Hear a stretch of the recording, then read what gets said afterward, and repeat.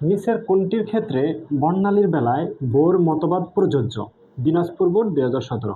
এই ধরনের প্রশ্ন বোর্ড কোশ্চেনে প্রতিবারই আসে এবং প্রত্যেকটা বোর্ডের জন্য এই প্রশ্নটা খুবই ইম্পর্ট্যান্ট একটা প্রশ্ন।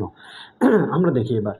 তো বোর পরমাণু মতবাদ অনুসারে যে সকল পরমাণুর একটি মাত্র ইলেকট্রন থাকবে তারাই কেবল বর্ণালী প্রদান করবে। এটা হচ্ছে বোর মতবাদ। তাহলে আমরা এই ক্ষেত্রে কি করব, প্রত্যেকটার ক্ষেত্রে এখানে টোটাল ইলেকট্রন নাম্বার বের করে দেখব যে আসলে কোনটার একটা আছে। যেমন এটার ক্ষেত্রে হাইড্রোজেনের ইলেকট্রন আছে একটা থেকে যদি একটা ইলেকট্রন চলে যায় তাহলে থাকে শূন্যটা, তার মানে এটা হলো যে প্রদান করবে না, এটা প্রদান করবে না।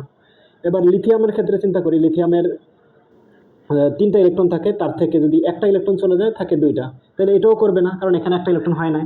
এবার বেরিলিয়ামের ক্ষেত্রে চিন্তা করি, বেরিলিয়ামের হচ্ছে 4টা, এখান থেকে 2টা ইলেকট্রন চলে গেলে থাকে 2টা, তাহলে পরে এটাও হচ্ছে না।